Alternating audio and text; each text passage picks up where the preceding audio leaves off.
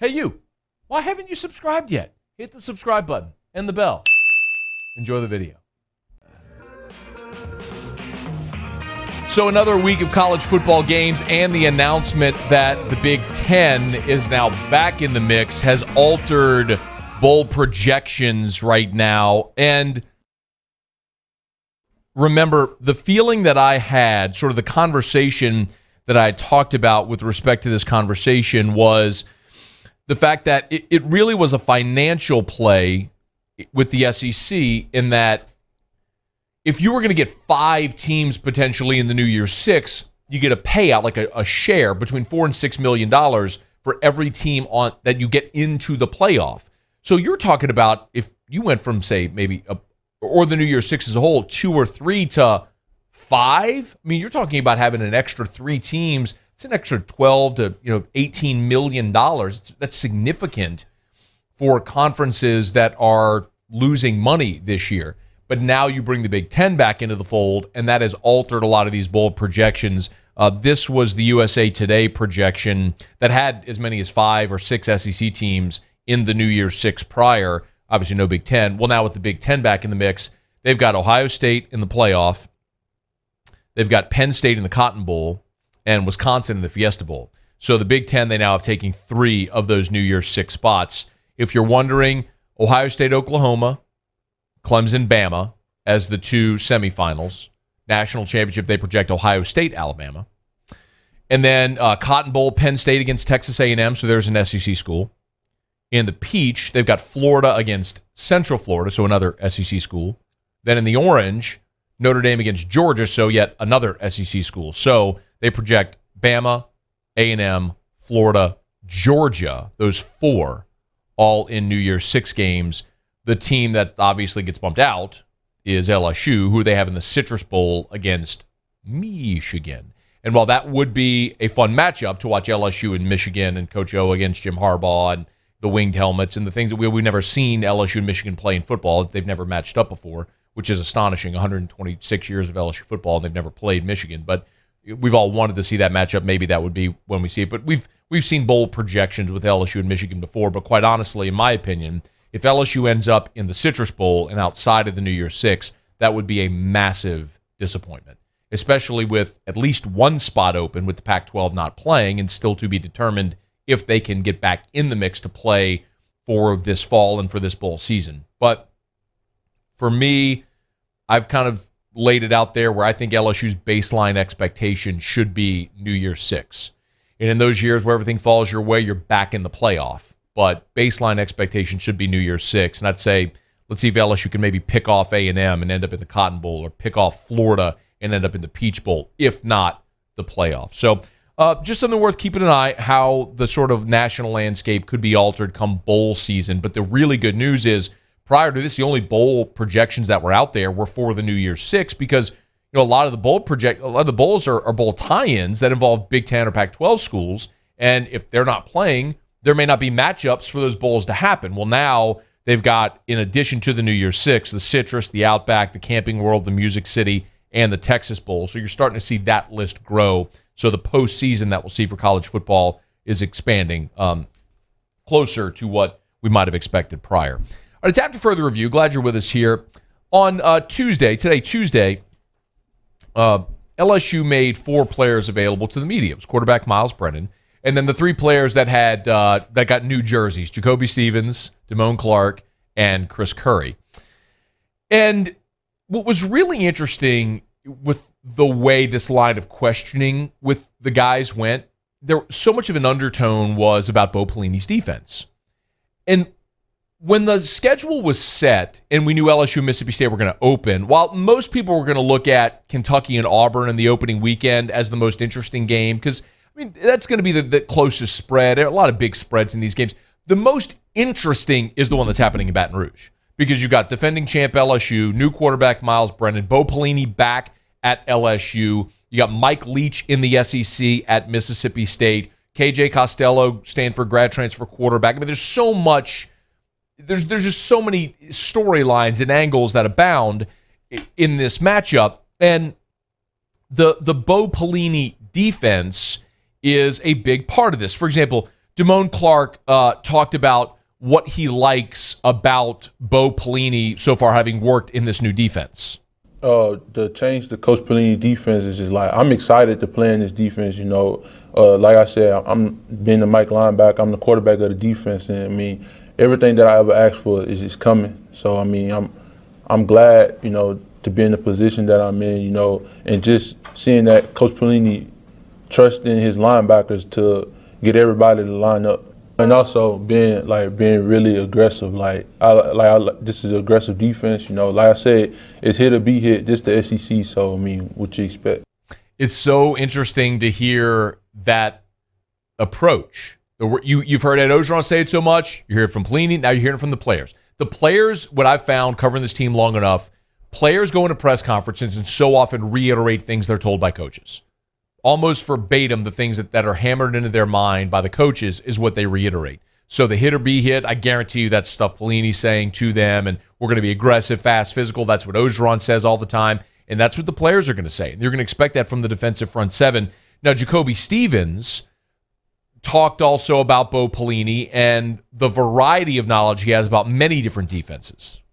I think Coach Pelini knows just about every defense there is. I mean, he has his methods, he has his ways of doing things, and he kind of twists and kind of edit some of his philosophy to cancel out some of the things that the offense is doing. So his knowledge of the game and his IQ level is out of the roof.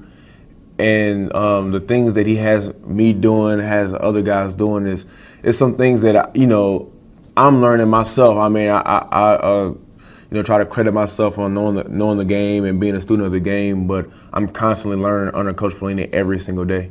You know what the most interesting thing here in that soundbite, I don't know if the same thing jumped out to you as it did to me, is where he said, when he talked about I'm learning different things every day, and my thought was when we talk so much about Dave Aranda's defenses, it was Dave is so cerebral and he's the mad scientist and he's always thinking of different schemes and so exotic and multiple and all that different stuff. And the idea with Bo is we'll just get fast, physical guys to the line of scrimmage and have them go beat their man and get upfield. That sounded what you heard from Jacoby there sounded very counter to the old school mentality or mindset of Bo Pelini, which is just ears back, go get him. I mean, it sounds like he's far more detailed than that. But obviously, he's always had smart linebackers as well. When we think about back to when he was at LSU prior, when he had Derry Beckwith or Ollie Highsmith, he always had really good inside linebackers, and that's certainly the role that you'd expect Damone Clark is going to fill. Now, the challenge this weekend for Bo Pelini's defense is unique. I think in the SEC, it's literally unique. You're not going to face another offense like this with the air raid. So here was Jacoby Stevens on preparing to face Mike Leach's offense. The thing that's hardest about his offense is that he's going to always put his players in right spots to make plays. He evaluates his talent very well, and he knows what they can and cannot do, and he doesn't ask them to do things that they can't do.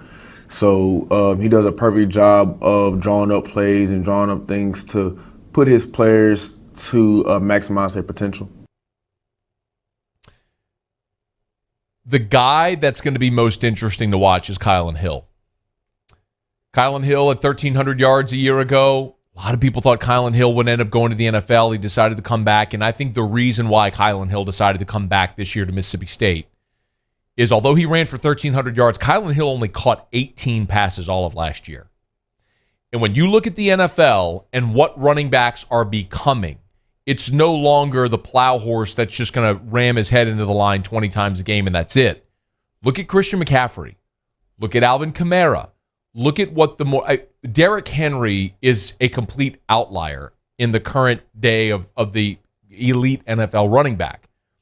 What you're seeing is more guys like Kareem Hunt. I mean, you're looking at guys like that who can be more versatile within an offense. And I think it's very clear that's why Kylan Hill came back, is to see how he can expand that part of his game under Mike Leach to then put on for the next level. Clyde Edwards-Helaire, obviously. Don't want to forget him. But, I mean, that's a giant part of why Clyde became what he was last year at LSU and why he was taken in the first round by Kansas City.